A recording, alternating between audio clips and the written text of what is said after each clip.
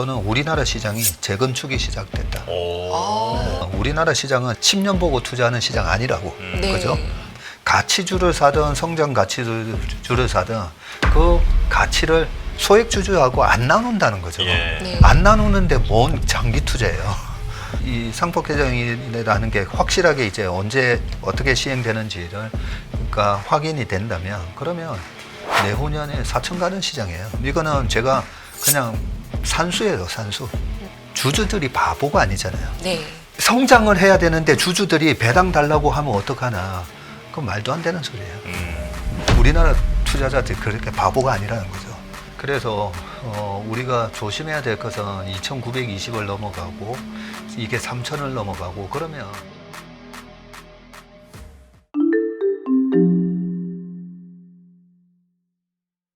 아, 대표님 정말 궁금합니다. 아, 지금 우리 주식시장 더 갈 수 있는 건지. 일단 6월 주식시장 전망과 투자 전략에 대해서 먼저 첫 질문으로 드리고 싶은데요. 6월 어떻게 보고 계십니까? 네, 제가 여기 정확하게 2달 전에 나왔거든요. 아, 예.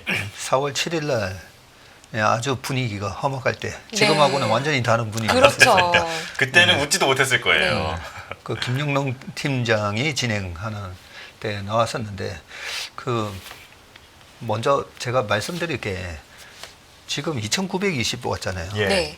주식은 무조건 쌀 때가 유리하다는 걸 좀 기억을 하셨으면 좋겠어요. 네.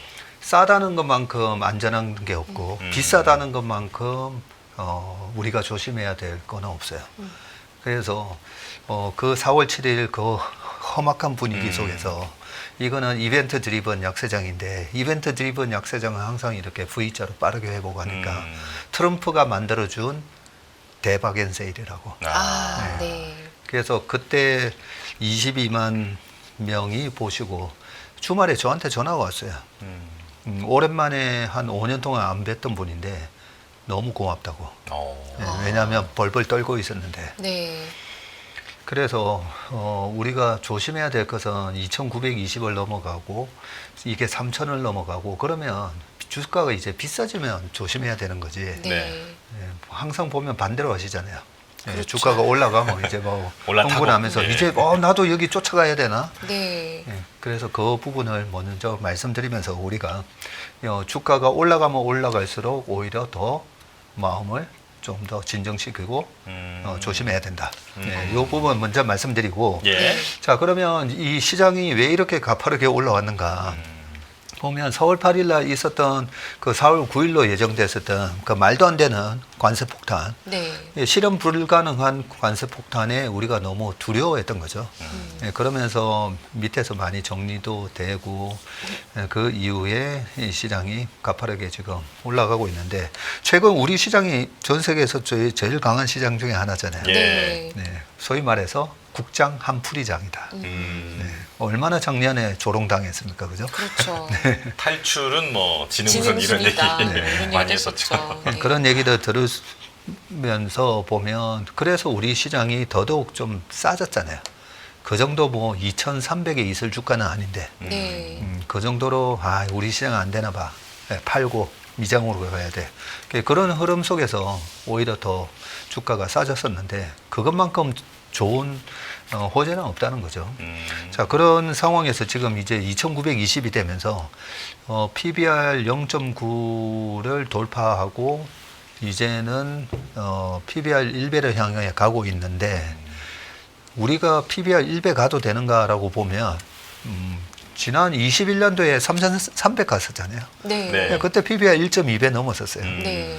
근데 그때는 저금리라는 어떤 자산 시장에 큰 모멘텀이 생겼었다면 지금은 아무래도 우리나라 지배 구조를 이번에 혁신적으로 바꾸는. 네. 그래서 제가 우리나라 시장이 어떻게 설명을 드리냐면 옛날에 지금 우리나라 그 서울 부동산 중에서 제일 핫한 곳이 무슨 아리팍이니 뭐 이런 얘기 하는 데 있잖아요. 네. 뭐 반포의 서초, 재건축. 반포 네. 재건축. 네.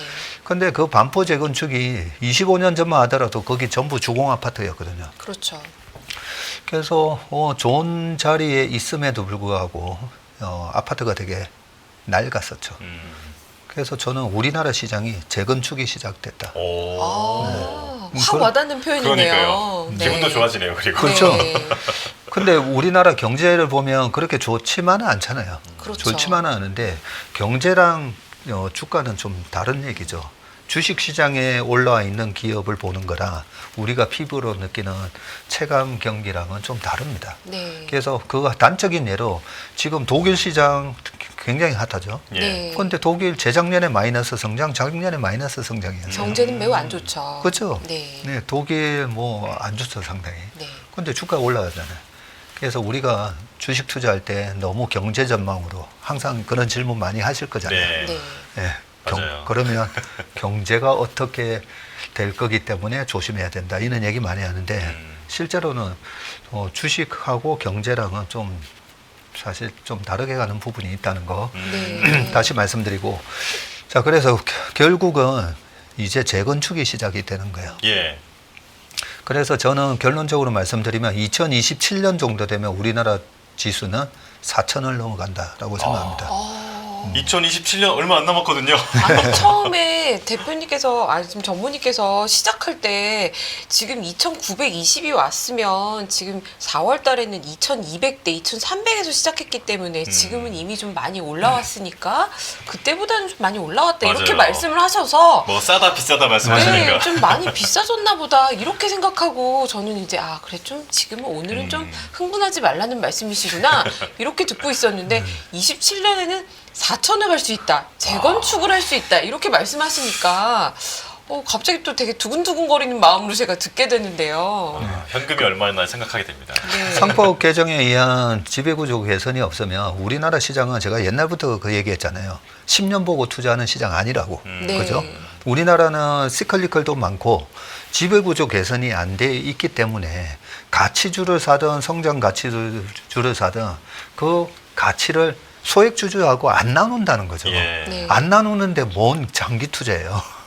그래서 모멘텀 플레이를 해야 된다라는 얘기도 했고 모멘텀 플레이도 철저하게 쌀 때 들어가서 비싸지면 팔고 나와야 된다. 그게 기존의 전략이었다면 근데 이 상법 개정이라는 게 확실하게 이제 언제 어떻게 시행되는지를 그러니까 확인이 된다면 그러면 내후년에 4천 가는 시장이에요. 이거는 제가 그냥 산수예요, 산수. 예, 수급이 개선될 수밖에 없게 돼 있기 때문에 4천 가는 시장이다라는 거, 이 큰 그림은 이제 적어놓고 우리가 이제 단기적인 전략으로 봐야 된다라는 말씀드리면서 그런데 지난 4월에도 그렇고 그런 패닉 장세에서는 트럼프가 만들어준 박앤세일인데 자, 이 박앤세일이 이제 거의 끝나가죠. 끝나가는데 미국도 마찬가지고 왜냐하면 지난번 방송 왔을 때 제일 마지막에 보여드렸던 게 미국의 대통령 1년 차에는 우리가 언제 돈을 벌어야 되냐면 2분기, 4분기에 돈을 벌고 1분기, 3분기에는 수비를 해야 되는 기간이다라고 말씀드렸어요. 그럼 네. 1분기는 1, 2, 3월 네. 그리고 3분기는 7, 8, 9잖아요. 네. 그리고 반면에 2분기는 4, 5, 6, 4분기는 10, 11, 12죠. 그 표는 이제 좀 이따가 나중에 보여드리겠지만 그래서 이번에 많이 올랐잖아요. 네. 그게 아마 이번에 조금만 이제 긍정적으로 시장을 대응하셨던 분들은 이번에 수익 많이 나셨을 거예요. 뭐 저희 고객분들도 마찬가지고 그런데 우리가 미국 시장하고 우리나라 시장하고 또 다른 점을 말씀드리면 미국 시장은 날씨로 따지면 예. 약간 샌디에고 날씨예요. 샌디에고에 눈 옵니까? 예, 겨울이 뭐 마이너스 15도 이래 안 가잖아요. 예. 네. 근데 우리는 마이너스 15도 가잖아요. 네. 예, 한방눈은 내리고. 그렇죠. 그러니까 우리나라는 이 사계절이 되게 뚜렷하잖아요. 그래서 미국 주식은 이런 조정에 샌디에고에 날씨가 추울 것 같으니까 이 점퍼를 뭐 패딩 이런 거 준비해라. 이거는 말이 안 맞잖아요. 그죠? 그런 것처럼. 근데 우리나라 시장은 그 사계절이 좀 뚜렷한 면도 있고 그래서 그나마 그래도 올해는 홀수이기 때문에 7, 8, 9의 조정이 작년과 같은 짝수의 7, 8, 9와 같이 혹독하지는 않습니다. 자세히 생각해 보시면 작년 7월부터 시장 무너지기 시작해가지고 7, 8, 9 험악했잖아요. 네. 네. 그리고 22년도 7, 8, 9 생각해 보시면 8월 달에 잭슨홀에서 제롬 파월이 무슨 말을 좀 호키시하게 하는 바람에 시장이 8월, 9월 또 박살났었잖아요. 네. 그래서 짝수회만큼 그렇게 험악한 시장은 아니지만 그래도 7, 8, 9는 조금 쉬어가는 장이 될 거다. 네, 그렇게 말씀드리고 그래서 결론적으로 하반기 전략에 대해서 말씀드리면 제가 최근에 이제 방송이나 이런 데서 질문을 많이 받았던 게 5월 달에 네. 세린메이 해야 됩니까? 음. 네. 그 질문 제일 많이 받았거든요. 네. 세린메이가 아니라 세린줄라이입니다. 어. 예, 그렇게 말씀드렸던 이유가 그동안에 우리나라 시장 21년도에도 홀수해 21년도의 고점은 6월 25일 날 나왔었고 그죠? 3,316을 갔었었는데 그리고 23년에도 8월 초에 고점이 나왔어요. 23년은 7월 달에 2차 전지가 불을 뿜었던 게 7월 25일이죠. 그죠? 그래서 이번에도 제가 지난번 뭐 연초부터 여기서 조선방산, 피부미용, 엔터 말씀드렸을 때 언제 팔아야 되느냐? 7월. 네. 이번에 5월에 팔아야 되느냐? 아니요. 네, 7월.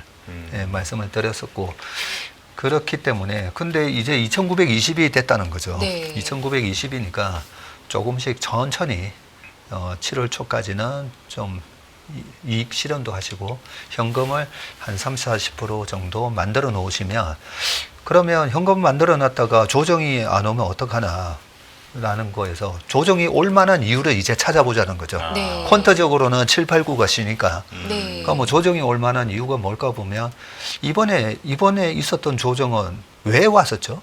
그 조정을 줬던 이벤트는 전부 다 트럼프 입에서 관세로 그렇죠. 인한 조정이었잖아요. 네. 네. 그러니까 뭐 2월 달에도 당했고 3월 달에도 당했고 4월 초에도 당했었잖아요. 그리고 3개월 유예졌잖아요. 그러면 7월 8일이거든요. 네. 맞아요. 그러면 이번에 7월 8일 날 매듭이 될까요? 저는 안 된다고 봐요. 네. 네, 그래서 6월 말에서 7월 초에 또 한 번의 스트레스를 줄 거라는 거죠. 아. 네, 그래서 그럴 때는 또 우리가 약간의 현금을 가지고 있으면 그러면 또 한 번의 트럼프가 이번에는 4월 8일만큼의 대박엔 세일은 아닐 거예요. 그래도 여름맞이 15% 세일 뭐 이런 식으로 네, 그냥 종목별로 한 15, 시장이 15% 빠진다는 거 아니고요. 시장은 빠져봐야 10% 이내라고 보거든요. 네. 근데 종목은 15% 20% 빠질 수가 있으니까 네. 그래서 일단은 7월 초 좀 보자라는 거고 그 전에 시장이 빠질 만한 요인은 6월 16일인가에 BOJ가 있죠. 네. 예, 일본 통화정책회의가 있고 6월 18일 날 FMC 회의가 있고 예, 그런 여러 가지 일련의 또 행사 그 주식시장에 영향을 주는 이벤트들이 있기 때문에 그래서 저희는 한 6월 15일 정도까지 이렇게 조금씩 이제 현금화를 시켜놨다가 6월 말이나 7월 초에 또 한 번의 트럼프가 짧은 박앤세일을 해주는지 한번 기다려보고 그 다음부터는 7, 8, 9는 약간 트레이딩 구간이라고 봐요. 네. 이번에는 그 4월 8일에 대박앤세일에서 사서 길게 끌고 온 사람이 위너였잖아요. 네. 근데 7, 8, 9는 트레이딩 구간이다. 어. 그리고 10월 말에 할로윈 전략이라고 하잖아요. 10월 말에 들어가서 11월, 12월, 1, 2, 3이 너무 기대가 돼요, 저는. 네, 이런 강세장은 마지막 상승 5파가 아주 무섭게 오거든요. 네. 네, 그러면 이 마지막 상승 5파의 모습이 2016년부터 시작됐던 강세장이 2017년, 18년도에 끝나기 전에 2018년 1월 29일 날 우리나라 시장이 2600을 찍을 때 보면 2017년 말에서 18년 초까지 코스닥이 불을 뿜어요. 최근에 코스닥이 좀 약했잖아요. 네. 왜냐하면 바이오, 2차 전지, 시총 상위 종목들이 좀 약했으니까. 근데 4Q 내년 1Q에는 바이오가 또 불을 뿜을 것 같은 거예요. 그러면 바이오 중에 예전에도 2020년, 21년도에 바이오가 불을 뿜을 때는 큰 형님들, 셀트리온, 삼성바이오 잘 나갔잖아요. 네. 이번엔 제가 보니까 삼성바이오도 또 한번 분할 이슈가 있잖아요. 네. 예, 분할이 되고 나서 의외에 또 좀 좋은 결과가 있을 것 같은데 그런 분위기 속에서 또 바이오가 잘 되려면 금리가 빠져야 되거든요. 근데 최근에 미국 보면 바이오 별로 안 좋죠. 네. 네. 금리 작년에 3번 내릴 때만 하더라도 우리나라의 알테오젠, 펩트론 같은 기업들이 막 올라오다가 금리가 약간 멈추면 또 주춤거리거든요. 근데 지금 9월 달에 페드에서 다시 금리 인하 예상하고 있잖아요. 그래서 올해 연말에 2번 정도 금리 인하가 시대가 되면 미국에서도 바이오가 아마 움직일 겁니다. 그러면서 우리나라 시장도 바이오가 움직이고 그러면서 마지막 이번 4Q랑 내년 1Q가 그게 코스피 기준으로는 한 3,100에서 3,300 언저리까지 올라가고 코스닥도 850에서 한 1,000 사이까지 갈 수 있다고 보거든요. 굉장히 긍정적인 전망을 들려주시니까. 네. 예. 근데 지금 그 7월 초 정도에 이제 관세가 이제 일단은 이제 관세 유예가 지금 그때까지 되어 있고 그때쯤 되면 트럼프가 다시 한번 관세에 대한 언급을 하면서 시장이 조정이 될 수 있을 것이다. 그래서 7월에는 팔아야 된다. 지금부터는 조금씩 줄일 포지션을 좀 준비를 좀 해라라고 말씀을 해주셨는데요. 한국 주식시장의 지금 분위기는 트럼프를 별로 신경 쓰지 않는 분위기지 않습니까? 그때 가서 트럼프가 관세에 대해서 뭐라고 한다고 해서 한국의 이 지배구조에 대한 개편에 대한 그런 뭐 상법 개정에 대한 얘기나 재건축이라고까지 말씀해 주신 이 주식시장에 대한 뭔가 기대감 이런 것들이 영향을 받고 조정을 받을 수 있을 거라고 보시나요? 굉장히 예리한 질문을 해주셨는데 거기에 대한 답변을 드리면 자 작년에 이제 트럼프 당선됐잖아요. 네. 트럼프 당선되고 미국 시장 어떻게 됐었죠? 뭐 트럼프 최대 수혜주라고 하는 네. 팔란티어 그다음에 테슬라 네. 테슬라 488불까지 갔잖아요. 네, 네. 그죠? 네. 테슬라 앨런 머스크가 이번에 공개적으로 가장 많이 지지했으니까 와 트럼프가 됐으니까 이제는 테슬라 완전히 주가 날아가겠네 해서 488 갔다가 이번에 200불 때까지 다시 박살났죠. 네. 그래서 우리 김열매 연구원께서 얘기해 주신 것처럼 자 상법 개정 다 좋아요. 그래서 저는 4천 간다고 보는데 단기적으로 숫자가 테슬라가 왜 무너졌어요? 숫자가 안 나와서 무너졌잖아요. 그렇죠. 그죠? 근데 팔란티어는 다시 확 68불까지 빠졌어요, 이번에. 팔란티어가 127불 하다가 이번에 4월 8일 날 68불 빠졌어요. 그리고 지금 다시 130불로 올라왔지만 영향을 받는다는 거죠. 영향을. 그래서 이 상법 개정이 엄청나게 중요한 이슈긴 한데 당장 기업의 실적에 영향을 주는 건가? 그건 아니잖아요. 네. 그래서 외부적인 요인에서 상법 개정으로 와 우리나라 시장도 이제 정말 재건축돼서 정말 좋은 시장이 되겠다. 이것도 센티멘트잖아요. 센티멘트가 좋아졌잖아요. 그렇죠. 근데 또 다른 외생적인 변수에 의해서 센티멘트를 기스를 내는 그런 이슈가 발생하면 꺾이게 돼 있어요. 네. 그리고 또 7월 달쯤 되면 2분기 실적 발표도 있을 텐데 실적도 또 영향을 줄 수 있을 것이다. 네. 또 이런 부분도 있으신 거죠. 맞습니다. 네. 실적이 이래저래 이번에 미리 땡겨 놓은 거다. 뭐 네. 그런 얘기들도 있잖아요. 네. 관세 7월 8일 연기됐을 때 그때 전에 또 미리 재고 확보해 놓자. 네. 뭐 그런 땡겨서 나온 실적이 있을 수도 있고 여러 가지가 있기 때문에 일단은 그냥 그동안에 저도 그 시장에 최근에 대응을 여러 번 해봤지만 이 퀀터적으로 쉬어야 될 때 쉬면 확실히 잘했다 싶은데 이번에는 좀 다르지 않겠나 하고 했다가는 또 항상 후회가 되더라고요. 그러면요, 이 질문을 좀 드려볼게요. 지금 주식시장이 좋으니까요. 이 좋을 때 7월 달쯤에 조정이 오겠구나라고 생각하면서 요럴 때 굉장히 어려운 게요. 잘 가고 있는 종목을 내리는 거. 이 잘 가고 있는 종목에서 내릴 때가 이 타이밍이 굉장히 어렵습니다. 왜냐하면 오늘도 보시면요. 한정기술이 뭐 한 20몇 프로 올랐더라고요.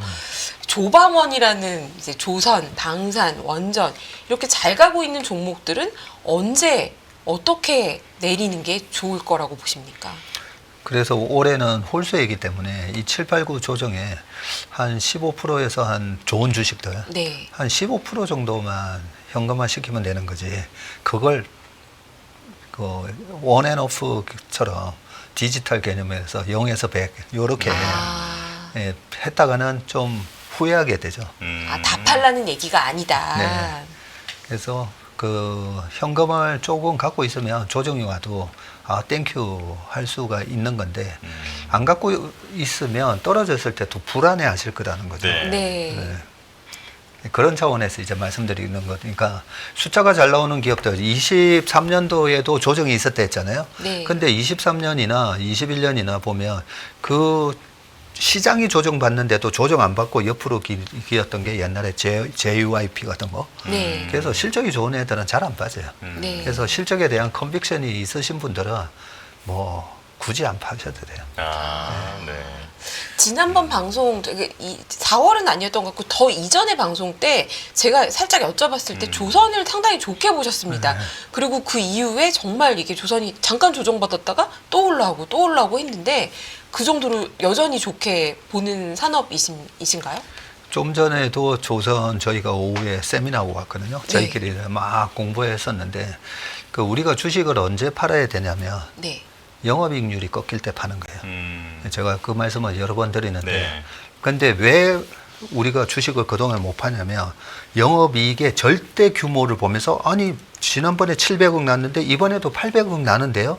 이번에도 900억 나는데요. 이러면서 못 팔거든요. 네. 근데 매출이 따블이 났는데 영업이익률이 겨우 25% 증가다?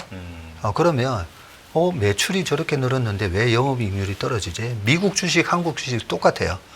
영업이익률이 꺾이는 거는 미국의 그동안에 오랫동안 이 주식 바닥에서 돈을 벌어온 이 자본가들이 뭘 제일 좋아하냐면 독점적을 지위를 좋아하잖아요. 네. 영업이익률이 떨어진다는 말은 독점력을 잃어간다는 뜻이거든요. 그래서 우리나라 기업이나 우리나라 유망산업을 보실 때 항상 영업이익률 보셔야 돼요. 그 영업이익률 얘기를 해보면 답이 나오죠. 그러면 제가 애초에 드렸던 질문이 그 6월 전망을 어떻게 보냐라는 그 질문을 드렸다가 이렇게 지금 하반기와 내년 1분기까지도 한번 쭉 설명을 해주셨는데 요것만 조금 더 구체적으로 설명해 주실 수 있을까요? 그러니까 지금 6월 12일인데 그래도 지금 이 투자자들이 이제 막 들어와서 이제 열기를 좀 느끼고 있다 보니까 불안감도 크단 말입니다. 네. 그래서 정말 6월에 대해서는 좀 어떻게 보시나요? 조금 더 구체적으로. 6월 한 달요? 네, 6월 한 달. 네, 6월 한 달 얘기하기 전에 그 우리 김현명 연구원의 마지막 그 조선 부분인데 그래서 계산해 보니까 영업이익률이 계속 좋아지는 거예요. 네. 조선은 내년까지. 네. 네, 그리고 이번에 1Q 실적 나온 것도 보면 생각했던 것보다 항상 컨센보다 좋으냐 나쁘냐의 싸움인데 좋게 나왔잖아요. 그래서 영업이익률이 계속 개선되는 추이라서 내년 제가 1Q까지 시장이 좋을 거라고 했잖아요. 그러면 조선 같은 경우에는 내년 1Q까지는 일단 상승 추세는 유지된다. 네, 그렇게 이제 결론을 내려놓고 그래서 우리가 조정이 왔을 때 뭐 공부가 돼 있으면 제가 그런 얘기 많이 하거든요.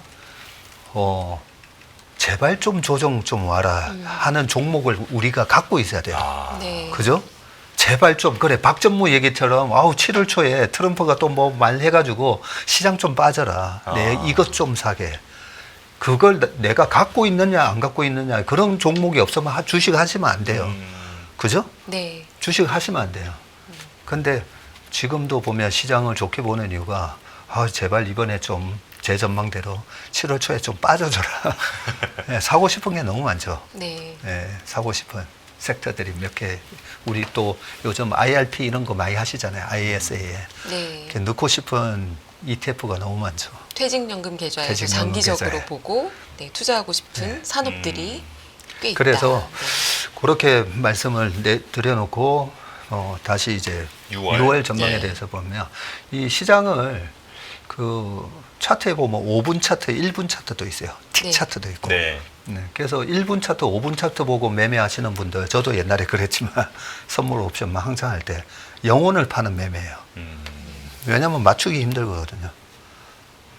그래서 짧은 거 전망을 해달라고 짧은 거 매일 전망을 하지만 저희는 매일 합니다. 예, 예. 워낙 파생을 많이 해서 하루짜리 오늘 일봉이 양봉이냐 음봉이냐 그것도 맨날 하는데 그래서 짧게를 보면 저는 오늘이 선물 옵션 동시 만기였잖아요. 네.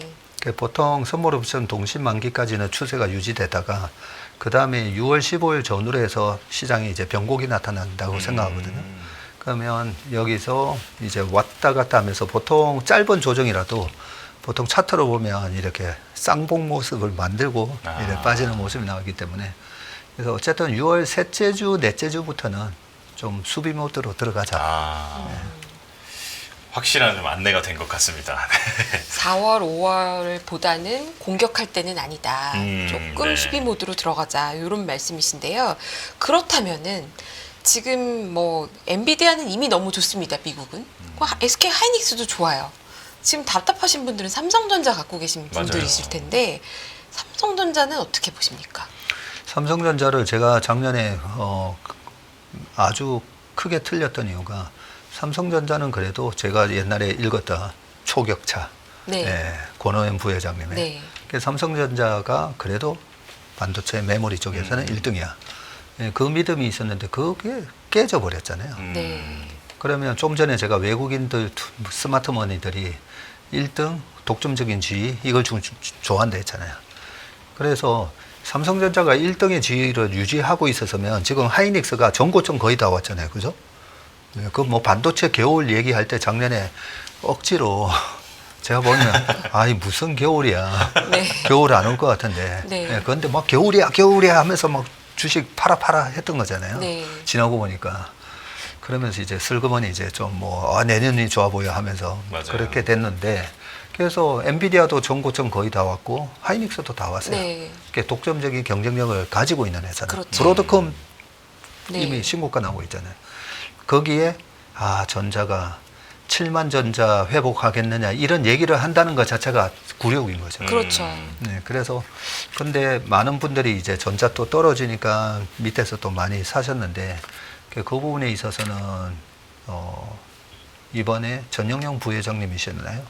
기술력의 복원 네. 말씀하셨던 것처럼 저는 네. 그것밖에 없다고 생각합니다. 음. 그러니까 기술력의 복원만 만들어내면 지금 전자를 둘러싸고 있는 환경이 너무 좋아요.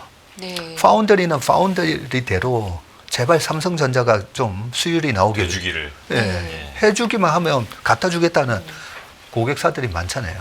그리고 메모리도 마찬가지고 HBM에서 그래서 일단은 환경은 마련돼 있다. 근데 기술적인 복원이 안 된다고 하면 이번에 시장이 3,300 언저리까지 내년 초까지 갈 때는 한 6만 5천 원에서 7만 3천 원 사이? 네. 그 정도 갈 것 같아요. 네. 근데 기술적인 그 초격차를 유지하고 있었으면 지금 9만 5천 원 이러고 있겠죠. 예. 그렇죠.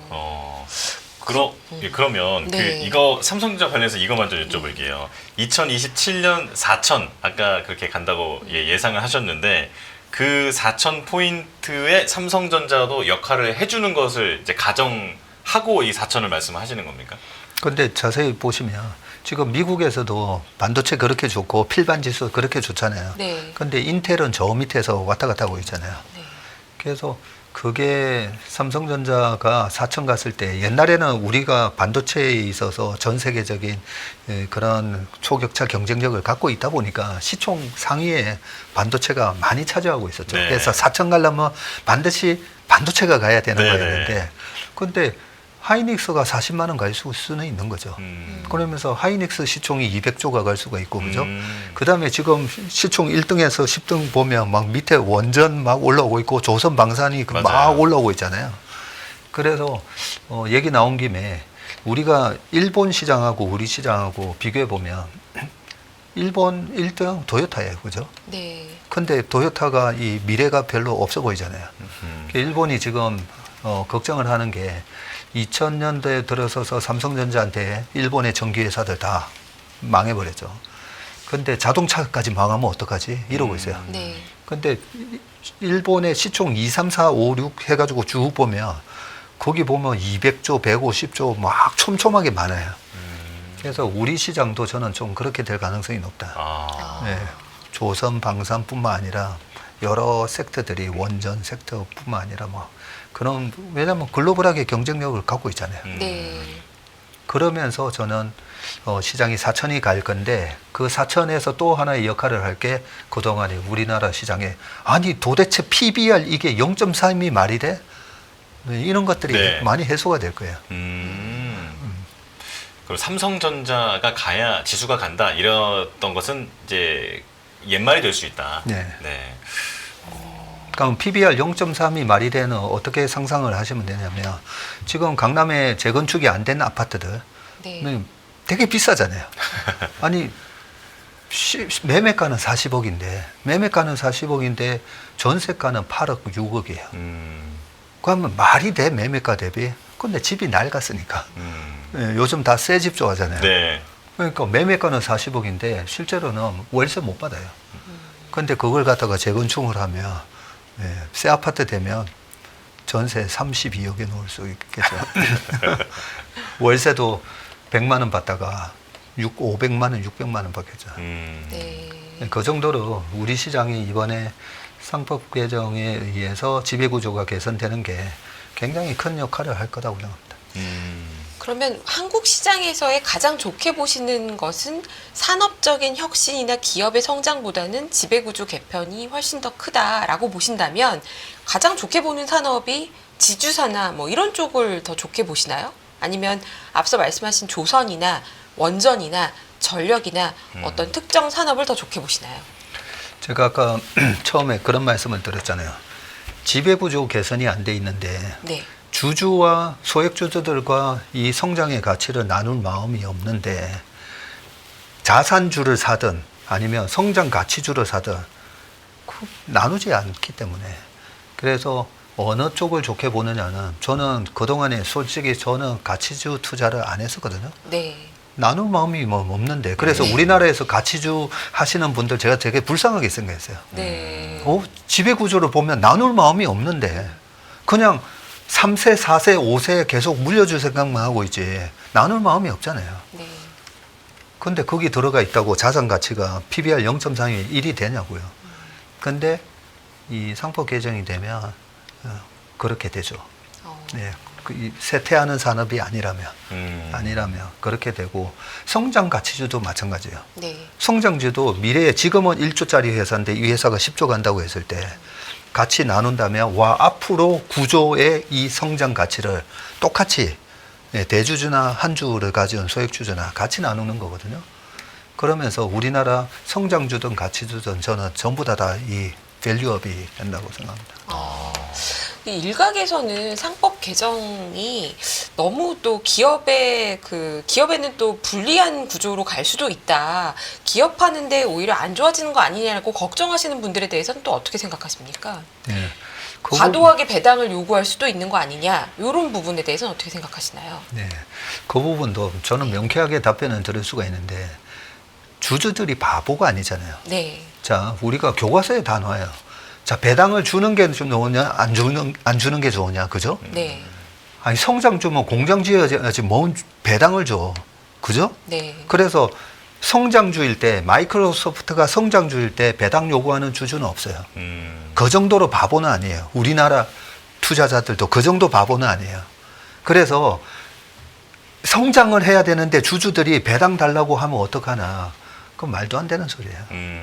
우리나라 투자자들이 그렇게 바보가 아니라는 거죠. 네. 성장을 해야 될 때는 그래 배당하지 말고 재투자해. 예, 그렇게 얘기할 거고요. 분명히 돈을 그냥 쌓아놓고만 있고 아니 저 돈 줄 법한데. 줄 법한데 그래서 미국은 성장성이 이제 떨어진 회사들은 그냥 자사주 매입 소각 하잖아요. 그죠? 아니면 배당보다는 자사주 매입 소각이 세금적으로 더 유리하다 보니까 그런 식으로 자연스럽게 바뀌는 거고 또 하나 제가 말씀드릴게요. 제가 이렇게 비유를 많이 드는데 외국 자본이 들어와서 우리나라 뭐 경영권을 위협하고 공격해가지고 우리나라 기업을 빼앗고 뭐 이런 것까지도 막 얘기하잖아요. 그러면 2002년도에 우리가 월드컵 때 감독이 누구였죠? 히딩크요. 히딩크 감독이었잖아요. 예. 아니 어떻게 우리나라 국대 감독을 외국인한테 네덜란드 사람한테 이걸 시킬 수가 있냐? 안 그러잖아요. 그렇게 해가지고 너무 전 국민이 해피했잖아요. 지금도 그때 영상 보면 막 가슴 뿌듯하고 행복하지 않습니까? 맞습니다. 저도 어릴 때였는데 기분 좋았습니다. 그렇죠. 그래서 우리나라 기업도 마찬가지예요. 우리가 자세히 생각해 보시면 북한의 3세대 뭐 세습고 되게 보면 참 그렇잖아요. 그죠?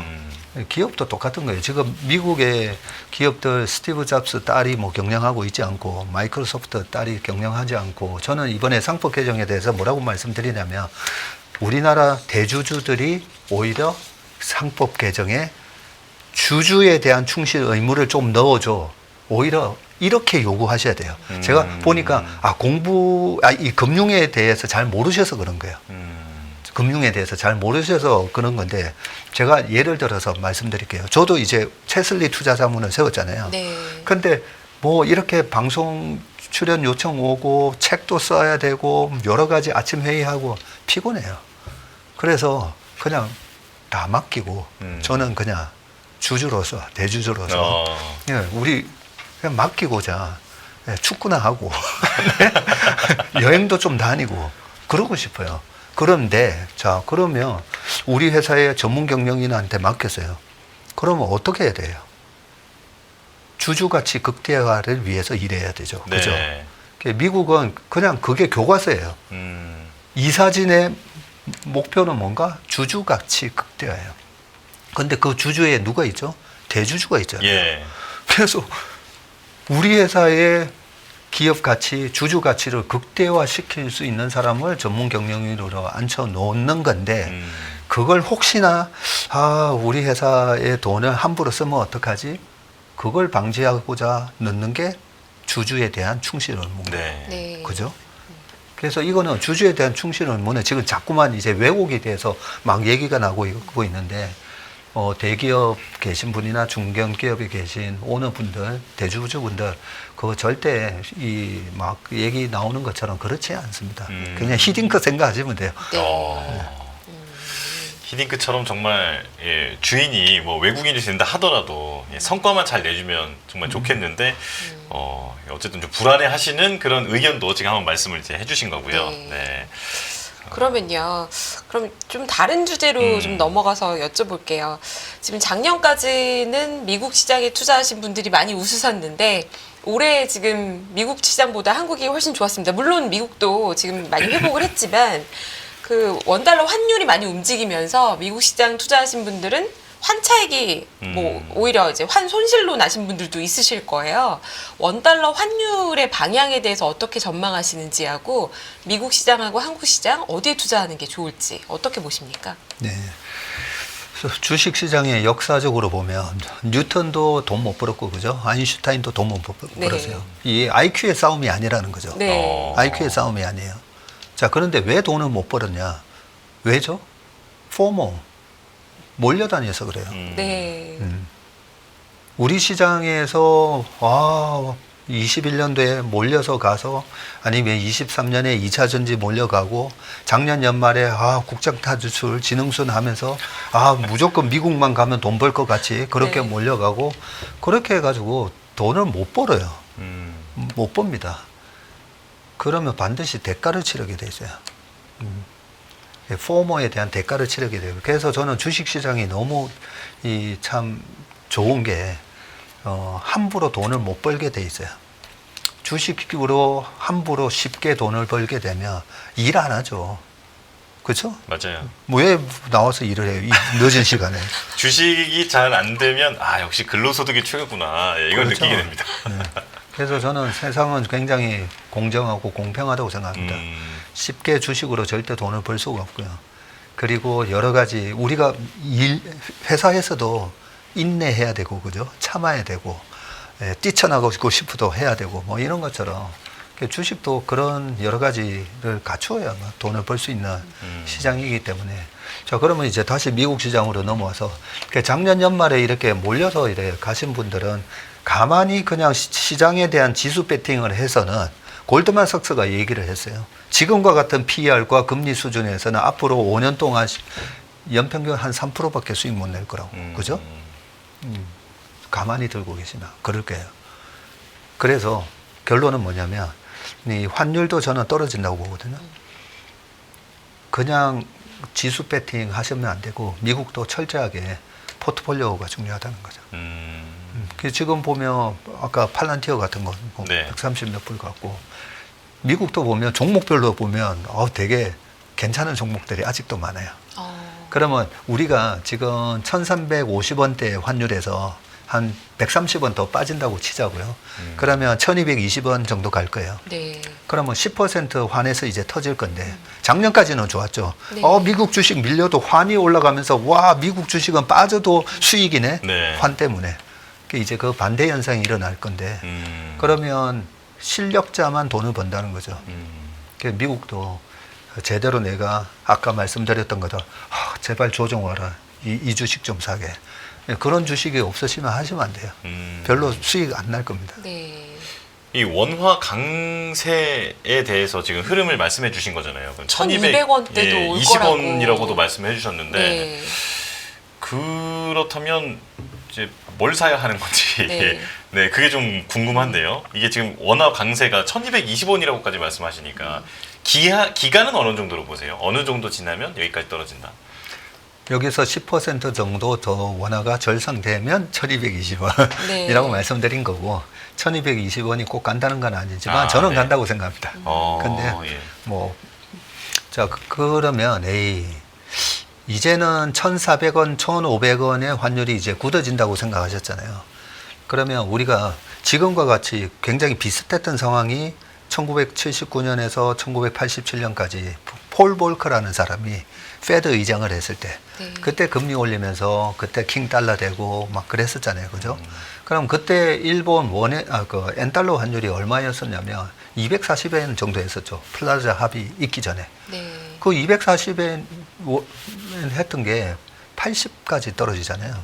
그래서 우리가 이 한번 추세를 타면 어디까지 빠질지는 모르는데 이게 지금 추세가 이제 변곡점이 왔냐 안 왔냐가 중요한데 달러 인덱스가 114 찍고 꺾였잖아요. 네. 꺾였어요. 예, 꺾이면 네. 이번에는 어디까지 떨어질 거라 함부로 저처럼 1220원 이래 예단하는 게 아니라 이 흐름을 그래도 인정을 하고 이 흐름이 좀 더 지속된다 이렇게 보는 게 맞고요. 에이 그게 작년 봐봐. 저를 그렇게 하다가 금방 올랐잖아. 작년에 우리가 이셉셔널리즘 하면서 에이 미국밖에 없어 했잖아요. 그렇죠. 고금리에서 돈이 넘치는 나라는 미국밖에 없었어요. 왜냐하면 미국 바이든 정부에서 돈을 막 옆에서 풀었으니까. 페드는 금리를 올려놨는데 바이든 정부가 막 돈을 엄청 풀었잖아요. 그래서 미국밖에 없어였었지만 지금은 글로벌 펀드들 서베이 같은 거 뱅크 오브 아메리카의 그런 서베이 보면 지금은 미국 좀 줄여서 어디를 사야 되나 그죠? XUSA를 지금 찾고 있어요. 자금의 흐름은 이미 바뀌었어요. 그리고 걔네들의 자금의 흐름이 바뀌었다라고 우리가 확인할 수가 있는 게 우리나라의 지금 채권, 외국인 채권 투자 규모가 사상 최대예요. 왜 채권이면 미국 10년 4.5%짜리 투자해야지. 네. 왜 우리나라 거 지금 2%짜리 투자해요? 환배팅이에요, 환배팅. 그래서 큰 자금들이 제 생각을 말씀드리는 게 아니라 큰 자금들이 지금 어떻게 배팅하고 있느냐? 환배팅 이제는 약달러 강원화로 예. 배팅을 하고 있다는 거죠. 그러면 자 국내 주식의 외국인들은 지금 충분한 포지션을 갖고 있느냐라고 보면 아직까지 국내에 연초 이후로 11조 매도한 상황이에요. 11조 매도. 근데 최근에 골드만삭스가 한국의 비중을 이제는 마켓 웨이트가 아니라 오버웨이트 하라고 네. 리포트 냈죠.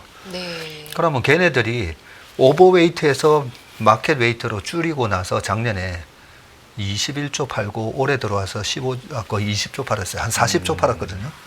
그러면 지금처럼 다시 오버웨이트라 하라고 하면 제가 봤을 때는 한 30조 들어올 수가 있어요.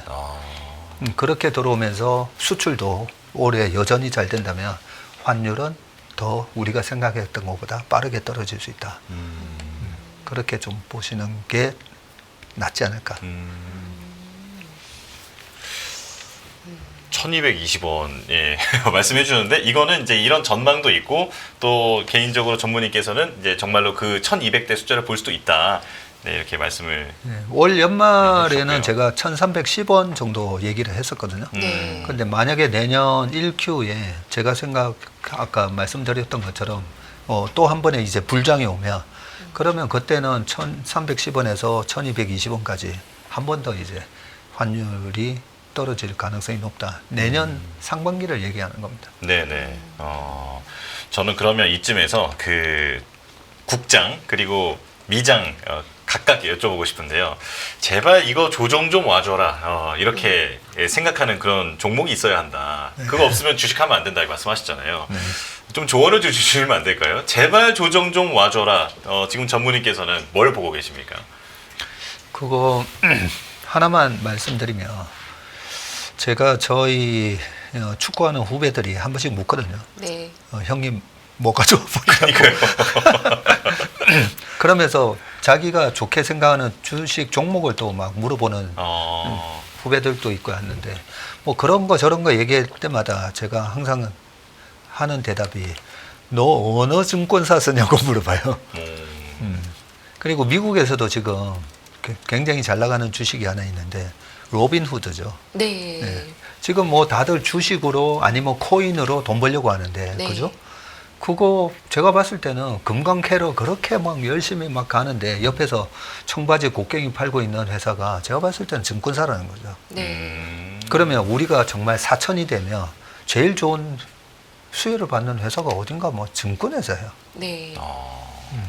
그렇죠. 네. 그래서 저는 이번에 제발 조정 좀 와라 하면 제일 먼저 제 뭐 그 퇴직연금 계좌에 담을 ETF는 증권 ETF.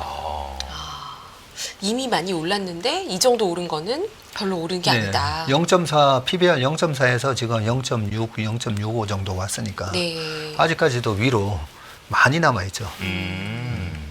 근데 은행하고는 제가 좀 다르게 생각하는데 네. 은행은 증권주는 보면요. 증권사들은 보면 해외 주식 열풍 때문에 환전 요즘 어디서 합니까? 다 증권사에서 환전하죠. 네. 옛날에 환전은 은행에서 비싸게 사주고 싸게 팔고 그리고 그 차익을 많이 비대인 에스크 차익을 많이 먹었는데 요즘은 증권사에서 환전 많이 하죠. 그래서 딱 단적인 예로 키움증권이 1억을 매매하면 국내에서 매매하면 1,500원의 수수료를 가져가요. 네. 근데 미국 주식 하려면 일단 환전 수수료 내면서 달러 바꿔야 되고 미국 주식 하잖아요. 1억 원어치 사면 25,000원을 내야 돼요. 네. 그러면서 이제 미국 주식 하면서 열심히 수수료 10배 이상 내면서 막 하시는 거예요. 네. 그래서 제가 봤을 때는 이번에 조정을 받으면 제일 저는 좋게 보이는 게 증권 섹터다. 네. 미국 주식 중에서는 어떤 맞아요. 산업을 좋게 예. 보십니까? 미국 주식. 네. 우리가 그 한국 주식 투자하는 거랑 미국 주식 투자하는 거랑 좀 달라야 되거든요. 네. 오늘도 저희 많은 분들이 저희 회사에 찾아오셨는데 제가 오시면 주식 투자를 어떻게 해야 되는지 그 주식 투자의 본질에 대해서 좀 말씀을 드리는데 네. 자, 미국 주식 하시는 분, 지금 한국 주식 하시는 분 말씀드리면 미국 주식은 미국 사람들 글로벌하게 그 스마트마니들이 어떤 주식을 좋아하느냐면 제로 투 원이라는 책 아시죠? 네. 피터 틸이 네. 쓴 책이에요. 네. 그래서 제가 필독서로 항상 말씀드리는 책이 제로 투 원이에요. 네. 제로 투 원이란 말이 말 그대로 없던 걸 만들어낸다는 뜻이에요. 제로에서 원을. 근데 우리는 우리나라 기업들 보면 뭐 반도체도 마찬가지지만 이미 제로에서 지금 100이 된 걸 100에서 110을 만들고 110에서 115 그런 산업이잖아요. 그런 거에 대해서 얘네들이 별로 안 좋아해요. 네. 항상 제로 투 원을 좋아했기 때문에 그래서 미국 주식 투자하시는 분들은 웬만하면 제로 투 원에서 찾으셔야 돼요. 제로 투 원에서 아니면 원에서 투, 원에서 투만 돼도 또 더블이잖아요. 그렇죠. 예.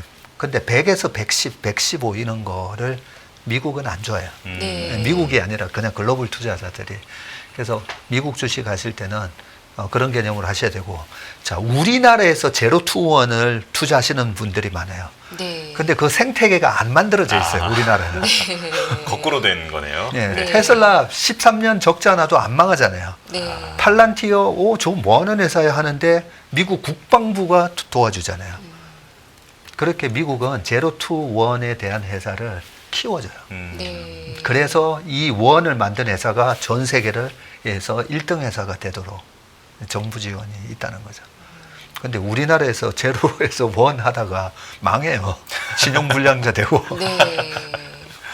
그래서 우리나라에서는 저는 100에서 110 가고 이런 회사를 그동안의 글로벌 경기라든지 이 시클리컬, 말 그대로 시클리컬이기 때문에 시클리컬 공부를 잘해서 그렇게 조금 더 투자를 힌트를 주시면 안 될까요? 미국의 제로 투 원으로 가고 있는 어떤 산업이 있을까요? 무에서 유를 창조하는 네. 회사.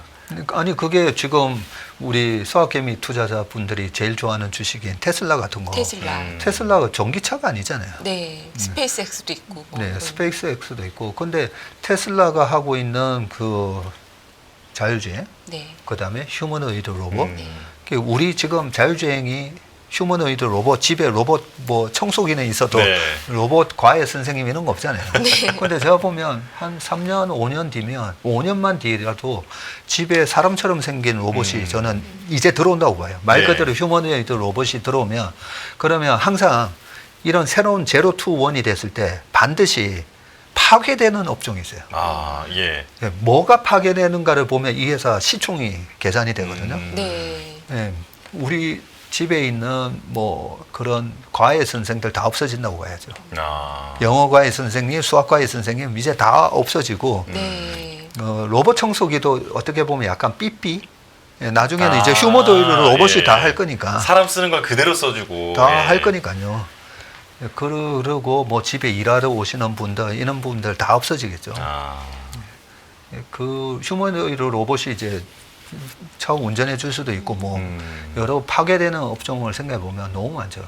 그래서 미국은 그래서 좀 우리 수학개미 투자자분들이 참 스마트하다고 제가 생각하는데 그게 제로 투 원을 추구하는 회사들인 거예요. 네. 그게 테슬라도 그렇고 팔란티어도 그렇고. 그 팔란티어를 보면 그런 생각 안 듭니까? 저는 이제 미국 영화에서 헐리우드 영화, 미래 영화 되게 좋아하거든요. 네. 미래 영화를 보면 아 얘네들은 어떤 꿈을 꾸고 있는구나 알 수가 있는데 그 팔란티어는 예전에 터미네이터 나온 지가 지금 1992년인가 4년 뭐 이 언저리잖아요. 그 스카이넷 나오고 그죠? 맞아요. 네. 네. 그래서 좀 보면 팔란티어가 이번에 나토랑 계약했잖아요.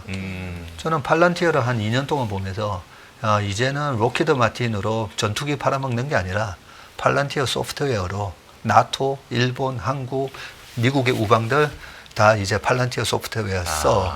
이거 쓰면 효율적으로 군사 무기 관리할 수 있다니까 이러면서 그러면서 미국의 우방의 군사 정보를 다 이제 하나로 취합하겠죠. 뭐 그런 것부터 근데 팔란티어가 지금 이 정부 매출에서 민간 매출이 쫙 올라오고 있잖아요. 뭐 삼양식품 이런 데도 팔란티어 소프트웨어 써요. 아, 네. 그런가요?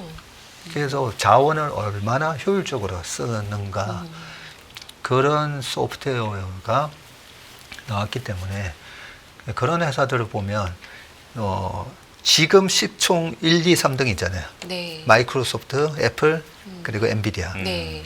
뭐 3,500조, 4,000조니까 그러면 그런 회사가 나중에 5년 뒤, 10년 뒤에 어느 정도 이 시장을 장악할까 독점적인 경쟁력을 갖고 그러면 이 회사는 4,000조가 하는 시장이구나. 기업이구나. 그러면서 투자하시면 된다고 생각합니다. 미국 주식을. 네, 매우 인사이트가 있는 말씀을 해주셨네요.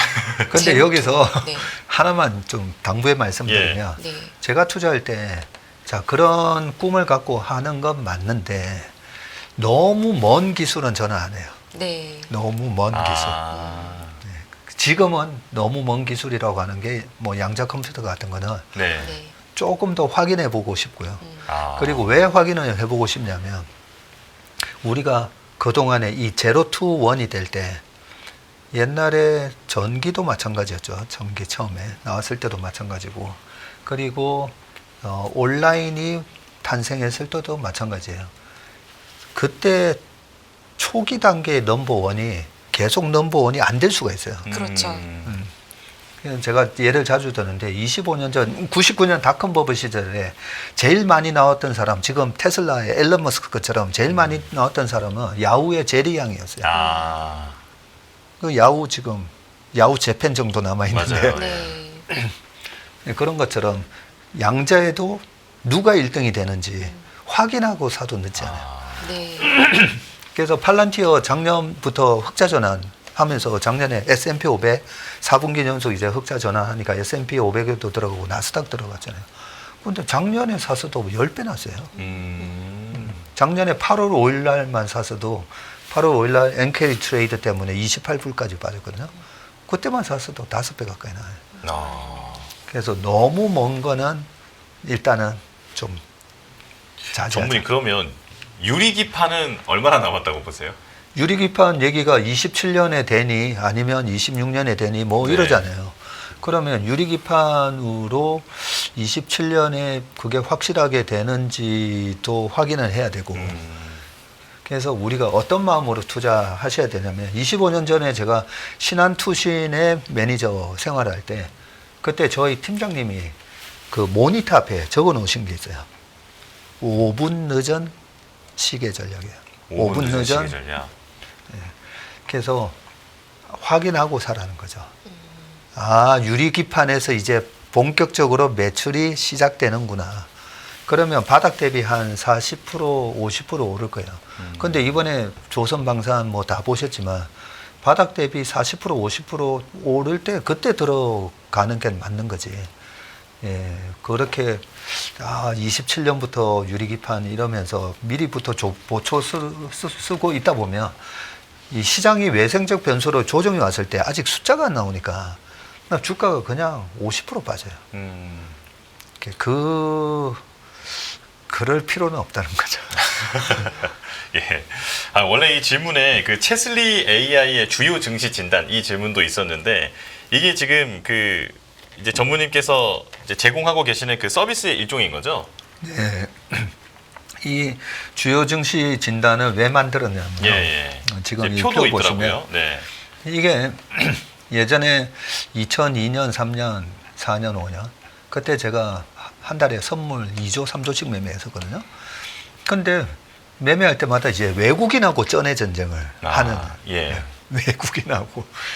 근데 이 외국인들이 워낙 파워풀하잖아요. 그래서 어떻게 하면 이 외국인의 이 전략을 좀 알 수가 있을까 하다가 외국인 선물에 주문을 받는 외국계 브로커를 통해서 이제 전략을 알은 거예요. 아, 얘네들이 이렇게. 근데 외국인들은 5분, 10분 늦은 전략이에요. 추세로 확인되면 들어오고 추세가 꺾였다 싶으면 뭐 여기 어깨에서 팔아버리잖아요. 어깨에서 팔고 바닥 치고 올라오면 무릎에서 허벅지 올라올 때부터 막 들어와요. 그걸 갖다가 알기 위해서 우리도 주식하다 보면 자꾸만 인지 편향이 생기잖아요. 네. 그래서 체슬리 AI라는 거 만들어서 그 외국인들이 언제 들어오고 나오고 하는 건데 이번 6월 달 딱 되니까 S&P 500 나스닥 전부 다 강세장으로 이제 전환이 되더라고요. 전환이 되면 외국인들은 여기서부터 들어온다는 거죠.